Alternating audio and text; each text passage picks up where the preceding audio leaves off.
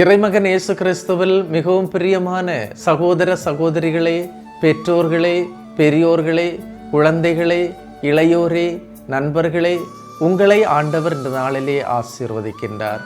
ஆசீர்வதித்து புனிதப்படுத்தும் போது இந்த நாளை அவருடைய பாதத்திலே ஒப்பு கொடுத்து ஜெபிப்போமா?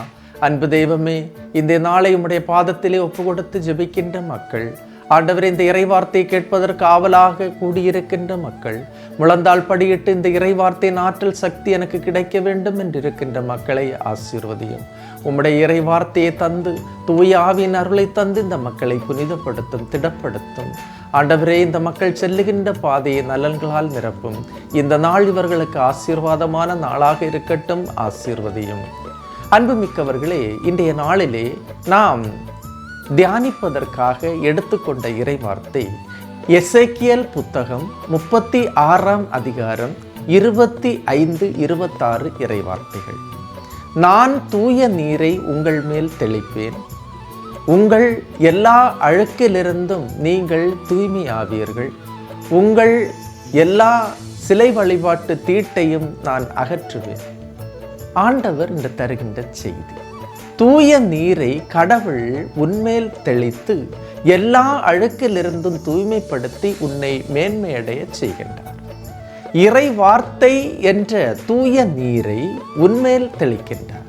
அந்த இறை வார்த்தை நமக்குள் வந்து தீமைகளை பிரித்தறிந்து நன்மையை அடைய செய்கின்றது, நன்மையை பற்றி கொண்டிருக்க செய்கின்றது, அழுக்குகளிலிருந்து பிரித்தெடுத்து தூய்மையடைய செய்கின்றது. இறை வார்த்தை இரண்டு பக்கமும் வெட்டக்கூடிய எந்த வாளினும் கூர்மையானது என்று நமக்கு தெரியும். நன்மை தீமை, உண்மை பொய், நல்லது கெட்டது என்று வேறுபடுத்தி பிரித்து தீமையை விட்டு நன்மையை பற்றி கொண்டிருக்க செய்கிறது. கடவுளை நோக்கி எனது இதயத்தை திரும்ப தூண்டுகிறது. கடவுள் பார்வையில் நல்லது செய்ய அழைக்கின்றார்.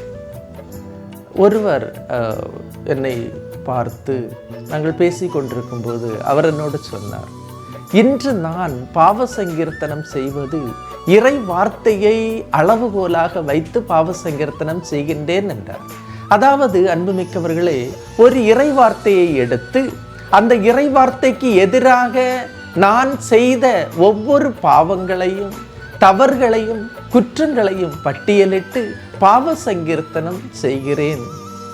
அந்த பாவ சங்கீர்த்தனம் அவ்வாறு செய்யும் போது எனக்கு ரொம்ப திருப்தி கிடைக்கின்றது என்று சொன்னார். அதோடு மீண்டும் என்று சொன்னார், மீண்டும் மீண்டும் அந்த இறை வார்த்தைக்கு எதிராக பாவம் செய்வதை தவிர்த்து வருகிறேன் என்றும் கூறினார். அன்புமிக்கவர்களே, இறை வார்த்தையை அளவுகோலாக கொண்டு வாழ்கின்ற ஒரு வாழ்க்கை, கடவுள் என் மீது தெளிக்கின்ற இறை வார்த்தை என்ற உயிருள்ள நீர் அனைத்து பாவங்களிலிருந்தும் என்னை விடுவிக்கும், பாதுகாக்கும். அனைத்து பாவ அழுக்குகளிலிருந்தும் என்னை தூய்மைப்படுத்தி புனிதப்படுத்தும்.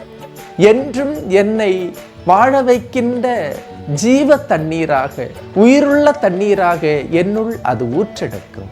நானும் எனது குடும்பமும் இந்த தூய நீரின் அருகில் நடப்பட்ட கொடிகளாக எல்லா காலத்திலும் கனித்தந்து பச்சை பசேல் என்று இருப்போம். அடுத்த இறைவார்த்தை 26ஆவது இறைவார்த்தை, நான் உங்களுக்கு புதிய இதயத்தை அருள்வேன், புதிய ஆவியை உங்களுக்குள் புகுத்துவேன், உங்கள் உடலிலிருந்து கல்லான இதயத்தை எடுத்துவிட்டு சதையாலான இதயத்தை பொருத்துவேன். சகோதரமே, தூய நீரை கடவுள் தெளிக்கும் போது புதிய இதயம் உருவாகிறது. ஆண்டவரின் ஆவி புதிதாய் உள் நுழைகிறது. உடலில் கடினம் மாறி கனிவு பிறக்கிறது. கல்லான இதயம் மாறி சதையாலான இதயம் தோன்றுகிறது. கடவுளின் தூய ஆவி தங்குகின்ற கோயிலாக எனது இதயம் மாறுகிறது. கடவுள் அதில் நிரந்தரமாக வாசம் செய்கின்றார். எனவே இந்த நாளிலே எனது உடல் கடவுள் தங்குகின்ற கோயிலாக இருப்பதற்கு இந்த இறைவார்த்தையின் ஆற்றல் சக்தி நமக்கு கிடைக்க ஜெபிப்போம். கல்லான இதயத்தை எடுத்துவிட்டு சதையாலான இதயத்தை கடவுள் பொருத்தும் போது நானும் அவருக்கு உகந்த பிள்ளையாக இருப்பேன். இந்த இறைவார்த்தை இன்று நமக்கு அருளையும் ஆற்றலையும் சுமந்து வரட்டும். எல்லாம் வல்ல இறைவன் தந்தை, மகன், தூய ஆவியார் உங்களையும் உங்கள் குடும்பத்தையும் நிறைவாய் ஆசீர்வதிப்பாராக. ஆமேன். இயேசுவுக்கே புகழ், இயேசுவுக்கே நன்றி. மரியே வாழ்க.